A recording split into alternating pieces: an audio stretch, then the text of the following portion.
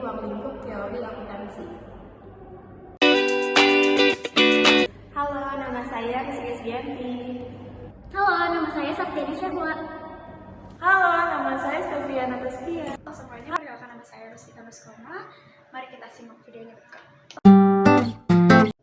Selanjutnya, teori akuntansi menurut KBBI. Teori merupakan pendapat yang diungkapkan dari suatu peristiwa atau kejadian berdasarkan asas dan hukum yang menjadi dasar ilmu pengetahuan dan peraturan yang berlaku.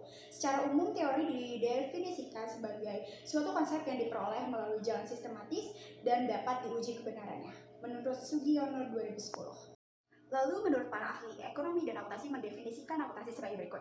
Menurut Kartika Hadi et al. 2012, akuntansi merupakan suatu sistem akuntansi yang menghasilkan informasi relevan bagi pihak yang berkepentingan. Lalu menurut Sumarsan 2013, akuntansi merupakan seni untuk menggolongkan, mengidentifikasikan, serta mengklarifikasikan catatan transaksi bisnis sesuai dengan kejadian yang berkaitan langsung pada keuangan untuk memperoleh informasi berupa laporan keuangan yang nantinya akan digunakan oleh pihak yang berkepentingan. Lalu menurut Horizon et al. 2011, akuntansi adalah bahasa bisnis yang menghasilkan informasi berupa data untuk mengukur suatu aktivitas dan memprosesnya menjadi laporan yang akan mempengaruhi aktivitas bisnis bagi para pengambil keputusan.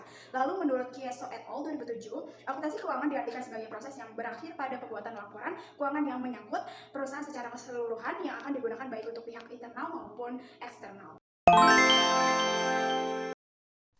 Materi selanjutnya pendekatan prinsip akuntansi. Yang pertama, elemen laporan keuangan. Pemberian istilah atau nama dalam pos-pos yang ada pada laporan keuangan yang disesuaikan pada standar akuntansi, diberikan batasan agar tidak terjadi kesalahan oleh pengguna dan pemakai laporan keuangan.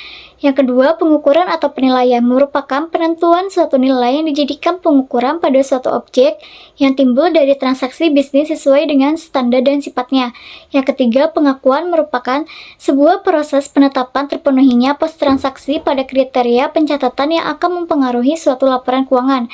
Yang keempat, pengungkapan dan penyajian. Pengungkapan merupakan kebenaran dari suatu informasi yang dianggap penting bagi pemakai laporan keuangan dan cara penyajiannya. Materi selanjutnya, seni, sains, dan teknologi. Dikatakan akuntansi sebagai seni adalah untuk menunjukkan bahwasannya praktik akuntansi melibatkan pertimbangan nilai yang menuntut keahlian serta pengalaman bagi para penggunanya. Sains merupakan cabang ilmu pengetahuan yang memiliki tujuan untuk memperoleh tingkat validitas dari isu atau fenomena yang berkembang yang diterapkan secara ilmiah menurut Suwarjono. Apabila sains diterapkan dalam praktik akuntansi, maka akan kurang tepat karena lebih mengarah pada pembahasan mengenai mengapa perlakuan akuntansinya dan bukan bagaimana cara membuat perlakuan akuntansi menjadi baik. Akuntansi sebagai teknologi adalah seperangkat pengetahuan untuk menghasilkan rekayasa informasi dan pengendalian yang bermanfaat dan tidak terbatas hanya pada teknologi keras, melainkan juga teknologi lunak menurut Suwarjono. Materi selanjutnya, elemen dan struktur teori akuntansi. Yang pertama, suatu penyataan mengenai tujuan dari perumusan laporan keuangan diperoleh melalui pengguna laporan keuangan. Yang kedua, perumusan postulat dan konsep teoritis akuntansi yang berhubungan dengan asumsi dan sifat akuntansi yang lebih mengarah pada sifat dan jenis informasi yang disajikan. Yang ketiga, prinsip-prinsip akuntansi yang didasarkan oleh postulat dan konsep teoritis yang akan menjelaskan sifat dan kualitas akuntansi keuangan. Yang keempat, batang tubuh dan teknik akuntansi yang diturunkan dari prinsip-prinsip akuntansi. Peran riset akuntansi. Yang pertama, riset pasar modal. Yang kedua, riset akuntansi kepatuhan. Yang ketiga, riset pengauditan. Yang keempat, riset keuangan. Yang kelima, riset akuntansi lingkungan. Yang keenam, riset akuntansi sumber daya manusia. Yang ketujuh, riset sistem informasi akuntansi. Yang kedelapan, riset perpajakan. Konsep teoritis akuntansi. Yang pertama, teori kepemilikan. Aktiva dikurang kewajiban sama dengan ekuitas pemilik. Yang kedua, teori entitas. Aktiva sama dengan ekuitas. Aktiva sama dengan kewajiban ditambah ekuitas pemegang saham. Yang ketiga, teori dana. Aktiva sama dengan pembatasan aktiva.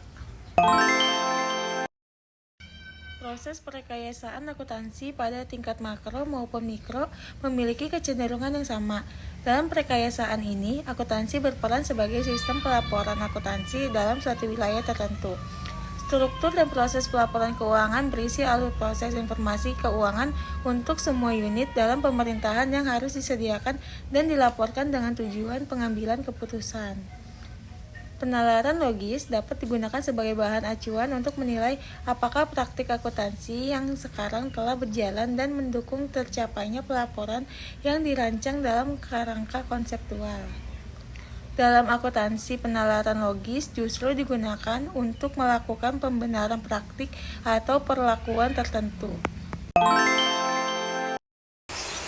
Perspektif teori akuntansi. Pertama, ada aspek sasaran teori. Sasaran akuntansi dilihat dari sudut pandang sains dan teknologi, menghasilkan teori akuntansi positif dan normatif. Selanjutnya ada aspek tataran semiotika. Aspek ini adalah bagian dari kajian yang menyediakan dan menyampaikan informasi bisnis kepada pengguna atau user yang memiliki kepentingan dengan tujuan agar tidak terjadi miskomunikasi. Selanjutnya ada aspek penegakan penalaran, yaitu suatu kegiatan serta proses dari aktivitas berpikir seseorang untuk menarik kesimpulan dan membuat suatu pernyataan baru yang benar berdasarkan bukti atau asumsi sebelumnya. Selanjutnya yaitu verifikasi teori akuntansi. Pada teori akuntansi, evaluasi validitas dilandasi oleh penalaran logis dan teori yang diajukan. Sifat teori akuntansi tidak bebas, sehingga untuk menerima asumsi dari berbagai pihak yang terlibat di dalamnya adalah dengan menurunkan konklusi yang menjadi bagian dari kriteria validitas yang bersifat subjektif. Selanjutnya kesimpulan, praktik akuntansi suatu negara harus selalu berkembang untuk kepentingan bisnis dan tujuan sosial tertentu. Teori akuntansi membahas berbagai masalah konseptual yang ideal yang dibalik praktik akuntansi. Teori akuntansi mempunyai peran penting dalam pengembangan akuntansi yang sehat. Dan teori akuntansi berkepentingan untuk menghasilkan pernyataan-pernyataan umum sebagai penjelasan praktik akuntansi itu sendiri.